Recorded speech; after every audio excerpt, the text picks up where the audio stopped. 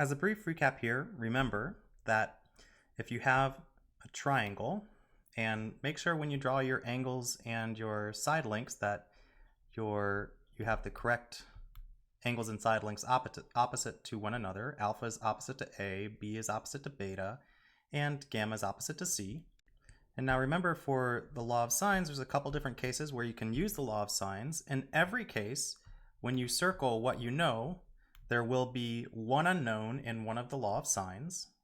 The first one we talked about is when we know, let's say, two angles and any side.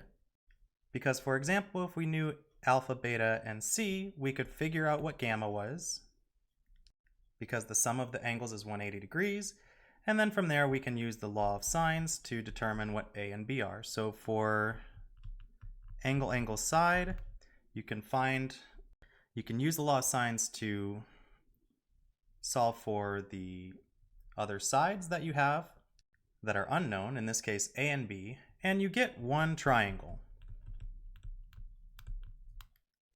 Now, if you know two sides instead of two angles, then depending on what sides you know, you'll be able to use the law of sines as well. If you know two sides and an angle, but you know them in such a way that each law of sines that you could write has two unknowns, like what I've done here, A, B, and gamma.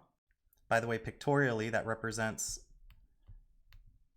you knowing two sides and the angle in between those two sides, then you can't use the law of sines. But if the situation switches to you know two sides and an angle, so that you can use one of the law of sines to determine one unknown, then you can use the law of sines.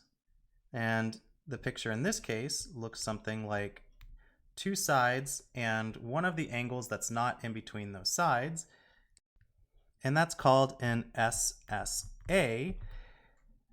And when you have this information, depending on what the sides and the angles are, you have a few different possibilities. You might end up with no triangles that that have the given information.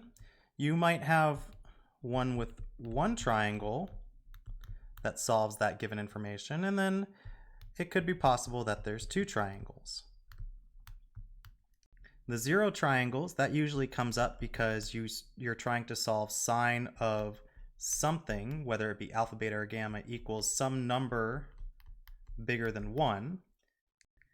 And the 1 and 2 triangles come up because when you solve these, you get two solutions to solving sine of something equals a number, but later on you may only get one triangle because you find that one of the angles ends up being negative. And I think that would be a reasonable recap of the different situations in which the law of sines is used and how many triangles may or may not result from using the law of sines.